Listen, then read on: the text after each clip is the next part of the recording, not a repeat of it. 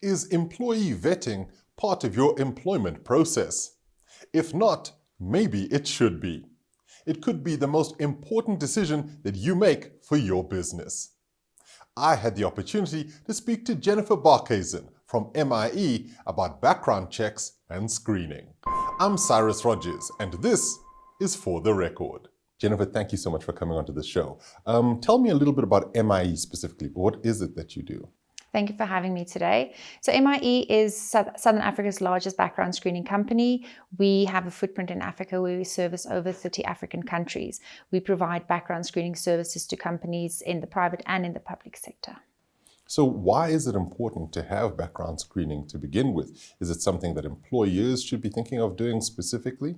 Most definitely. So doing thorough background screening on an individual before hiring them can help a company mitigate risk of possibly employing a person that is not qualified or they don't have the correct qualification. So it's helping mitigate financial and reputational harm for businesses. And if you think of the current economic state that we find ourselves in, we post-COVID, companies are still recovering after that. We are dealing with load shedding, which has an immense impact on businesses. So companies can no longer afford taking risks, unnecessary risks, by employing people who are not skilled and qualified to do the job that they were appointed for. And I guess in essence, that's one of the most important factors of this. So do you deal specifically with clients of smaller sizes or large organizations? Who does this really pertain to? Is it across the board? It is definitely across the board. If you are a one-man business or you employ 2,000 people, background screening is definitely a tool that you need to incorporate within your company. If you think of the cost of hiring a person, it's not about just physically paying a salary. It's about the time spent going through the recruitment process of getting that person on board. If you are paying benefits, you are paying benefits to that. Other people are taking time out of their day, which time equals money. Yeah. So if you think of it in that way, if you weigh up the cost, it's really important for companies to mitigate that beforehand. So again, if you employ one or two people, or you employ 2,000 people, it's important for you to ensure the person you are hiring can do the job. And I guess in essence, that's it. You've got the skills portion of it. You've also got the representation portion of it in terms of who a person says that they are. So let's talk about the background screening itself. What goes into that? What do you specifically look for? Is there just one thing? Is it a whole suite of different things?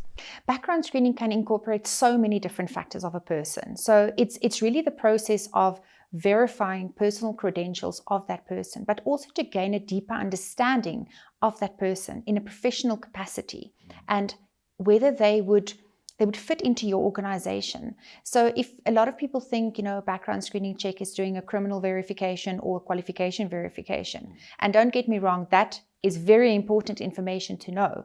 But for you to get a understanding of what that person will bring to your organization. If you take psychometric assessments, for instance, that will give you an idea of if this person has applied for a specific position, it might have it's technical of nature, and they might have the correct qualifications. And if you do specific psychometric assessments beforehand, you will have a better understanding whether that person will be skilled enough in that technical position before employing them. And 3 or 6 months down the line, you find yourself in a position where the person cannot do the job. Yeah. And that is why it's so important. So it's no longer just doing a standalone criminal verification or qualification verification. Again, very important, but this process should really give you insights into that candidate and how will they fit into your organization.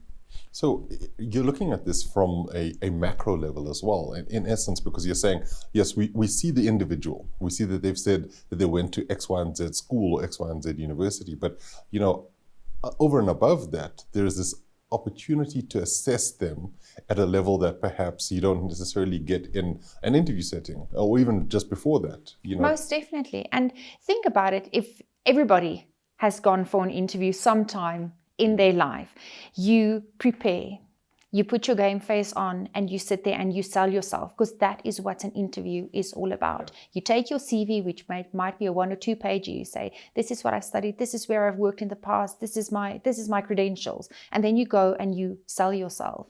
And you get people that can really sell themselves. And they might not have the skill. I'm not saying I'm using an extreme example, but you can get people that they can really sell themselves.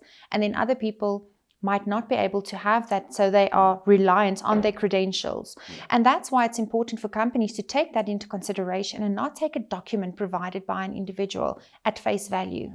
A CV can very easily be misrepresented. It's more difficult misrepresenting yourself with a qualification. There's degree mills. You can buy a qualification online for about $600 from a degree mill, and you can produce it. But then again, it's a risk. If you're employing that person without checking their qualification, that's a risk for the business, because they don't know what they will do. They can harm the reputation of the company. So that's all things to take into consideration to get a better understanding of that person, whether they will be able to do the job. Are they qualified to do the job? Do they have the skills to do the job? And eliminate any other possible risks that there might be with employing that person. And I suppose the other thing about this is that we're looking at it specifically as the private sector, but this also has public sector responsibilities as well, because you'll also find people within the public sector who have also had issues with misrepresentation or qualifications not necessarily being up to standard. Do you feel that MIE should be able to work with, or rather, how much work do you do in the public sector specifically? Yes, we do work within the public sector, and we work with various departments and various municipalities. And again, it's whether you are in the public or in the private sector, the importance of background screening remains the same. It's just highlighted in the news when something in the public sector goes wrong, because it's usually high level. And if those people that were caught out after the fact were just properly vetted beforehand, a lot of money could have been saved by the government, where money is, as you know, a big issue at the moment. Well, not at the moment, always. And and that comes down to each organization, again, whether public or private sector, should have clear policies in place. So it doesn't matter who you know within the organization, who, put nepotism to one side. Doesn't matter who you are, who you know, what your credentials are. If you are joining an organization, again, public or private sector, they need to go through the same vetting process. And that's that is why it's important for organizations to have these screening policies in place, because a screening policy will ensure the people being onboarded have been screened. Now, there might be different levels, where they would say, if you are more in a junior position, you would do X, Y, and Z checks. If you're more senior, then you might do X, Y, Z, and A, B, and C to get a full understanding of the individual. And a policy will ensure that everybody goes through this process and nobody is left out to misrepresent themselves. Of course, we don't want that. No, we don't. So one of the other questions I wanted to ask you had to do with the advent of advances in technology. And we're seeing with the improvements in artificial intelligence that people are able to get a lot more information a lot quicker. Do you think that this is the kind of thing that will help in the vetting process and within those background checks and background screenings? I truly think the possibilities are endless with artificial intelligence. And if you look at the screening that we do within social media at the moment, so we offer social media screening to companies to gain a better insight of the individual. So yes, we can see what qualifications you have, we can see your ID, we can see your marital status even. But to gain more insight, we offer social media screening services. And the company that we've partnered with that does this, they have adopted this into the screening process. They have an algorithm using AI to gain as much information as possible on the various social media platforms that an individual have. So if you think about 15 years ago, most people had access to one social media platform. Now, name it, a person has a profile on it. I mean, people are, I think, saving passwords like crazy in the cloud just to remember everything with all the social media profiles that's out there. And what what they do when looking at the social media, they don't just look at a Facebook profile or an Instagram profile or a YouTube channel. They combine all of that information and see whether there is a risk for that employee. And they look at the type of content, because that is also very important. What type of content is shared out there? Yeah. Will that have a direct or an indirect effect on the company? Because remember, it can harm your brand. An employee can harm your brand with one tweet, with one Facebook post, with one image. And that's where we've really seen it work. Yeah. It really works. And I think the possibilities are endless, and the future for this will, the background screening industry will definitely benefit from it. Now, I know that there will also be question marks around privacy issues in terms of what an individual's privacy should be. Do you feel that this in any way sort of is something that you take as a thought process going forward in terms of how you deal with people's privacy? Yes, it's very important to take that into consideration. And within MIE specifically, we don't do any background screening check or verification or vet or anything for an individual if they haven't given us consent to do so. And that's also a benefit if you look at it from a company using background screening, because if you are up front, you are given a consent form to sign, a process notification form. They will sign it giving you consent to vet the information that you, whether it's again qualification, criminal. And if you are upfront about that, the chances of that individual also misrepresenting themselves are far less than it is if you don't go through the process, because they will know, okay, I'm giving consent, and if I claim to have this qualification and they vet this, it will become clear that I don't have it. And then you're starting off at a bad, how do you come back from that? Exactly. You can't come back from that. So that's definitely, we take it very seriously, and no background screening check is done without consent from the individual. And I suppose to sort of end the interview itself, one of the key things in this is trust. And in essence, you're in the business of trust.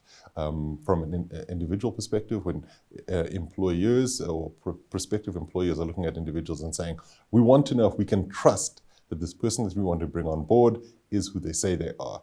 Do you feel that this industry has a real future going forward in terms of trying to allow people to trust the people that they're trying to hire into their organizations?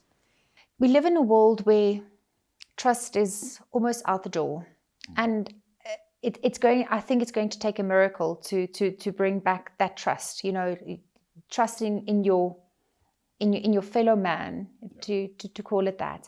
And with that, I think it's important for businesses to have these tools to not just go on that. You know, you want to trust people, but I think a lot of people who has gone on their gut maybe, or have gone with trust, has had their fingers burned.